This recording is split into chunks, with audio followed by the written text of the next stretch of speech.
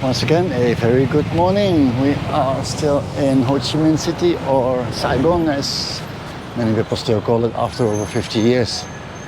I've just had my breakfast on the go. I'm gonna sit down for a nice iced coffee. Yes, it's early in the morning, but that's how you do it. We are near the Independence Palace.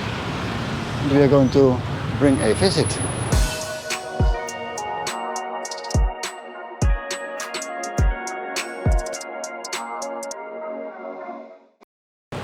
Hello, one please. Oh, wait, sorry, wrong one. 40k, €2. Let's get it.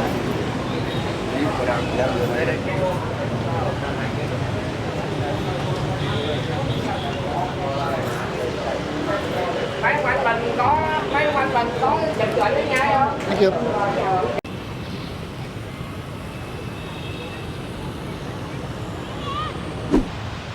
Behind that little tree is a 5E.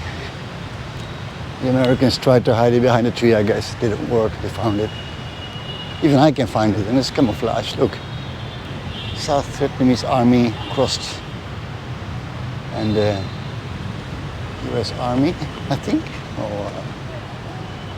crossed as well. There are beautifully maintained gardens around the Independence Palace. It's just that there are cars, buses with running engines everywhere, which is a little bit of a shame. Beautiful tree, look. Look at that.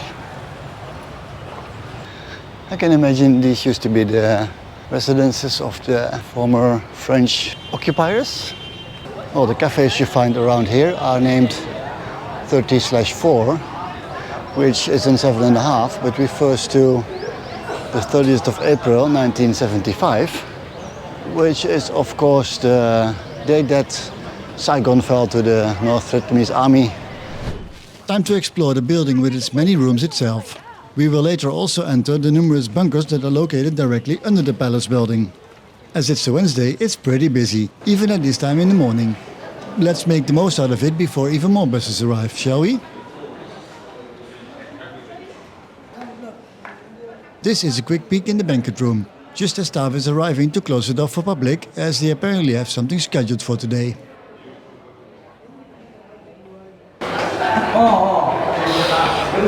Shouting people on the stairs, stopping on the stairs.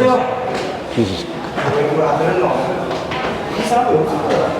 No manners. National Security Council Chamber.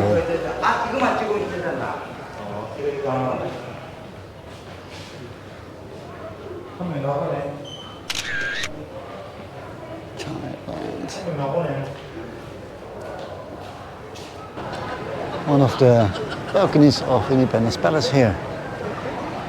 Not real fun to be outside in this weather because it's a scorching hot day, but oh well, the views are good.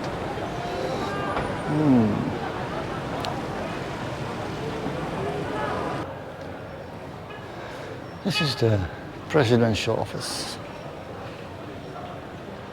There are quite a number of luxurious rooms, mainly for high-ranking officials and guests. They all have a 1970s vibe to them, as they have been kept in their original state, where possible at least. We will see some examples of bad taste from that area once we have made it to the upper floor of this building, which also happens to be the place where another significant historic event took place. It was this building that was hit by 2 bombs from an F-5E plane piloted by undercover Communist Party member Nguyen Tan Trung. On April 8, 1975, he managed to steal a plane and drop the bombs on the roof of the building, damaging the central part. This was partially the prompt for the US government to evacuate the last Americans still in Saigon. This is the main balcony with a pretty neat view over a boulevard. We are going to walk through now, because people won't go away anyway.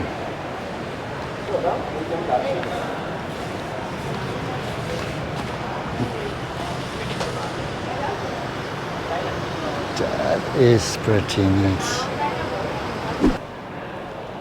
One more floor up, and there is a helicopter right over there from the US. And more rooms. Reception room.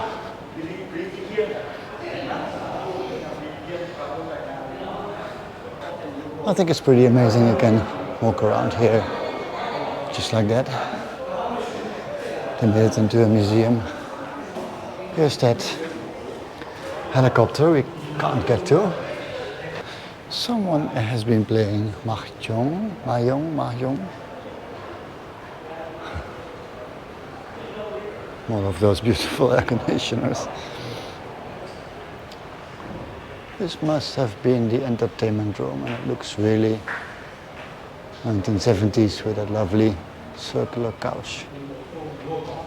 And those cabinets in pastel colors. One more flight of stairs up and we are on the roof. We can go on the roof after all. Oh wow. There's that helicopter, look. And down below the streets of formerly Saigon.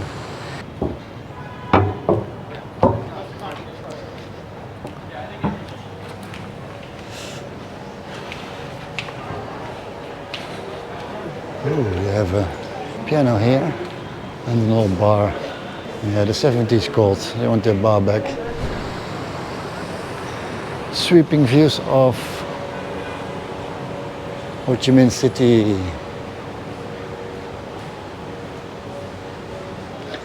I think above us is the helicopter deck that has been bombed before. Right down here. At 8:30 a.m. April the 8th of 1975, First Lieutenant Pilot Nguyen Tan Trung, sorry for the pronunciation, flew the F-5E and threw down 2 bombs at the right target, and there's a fragment of that bomb.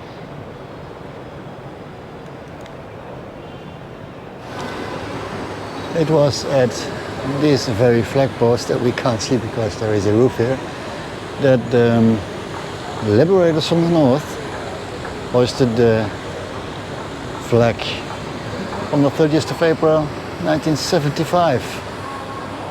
This area used to be a meditation area, but turned into a party room that could home about 100 people. It had a wooden dance floor, might be original, not one, the original one. And it had blast-proof glass all around. I don't think this is the original glass though, but you get the idea. This is the bunker under the palace. It's not a bunker, it's an entire bunker complex that used to be able to house an entire government in times of need. We'll have to explore this some more, as the 1970s vibes here are even stronger than above ground. Outside a number of period-correct maps on the walls of this command room, there is some electronic equipment that is probably even older.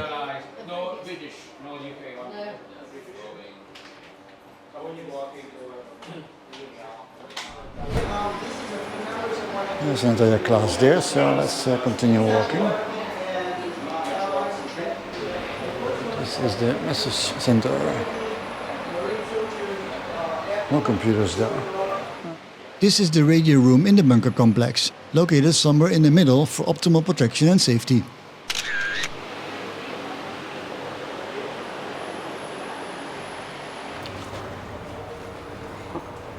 Switchboard. High frequency communications channel. Collins Radio Company. Telex room or telex. Telex or telex or whatever you want to pronounce it. Sad thing is, we can't go here. It's a little bit dark, but I think we are making our way out. No, there's more. The president's bedroom. Oh, that's pretty basic. This Jeep and Mercedes are from the collection of President Che.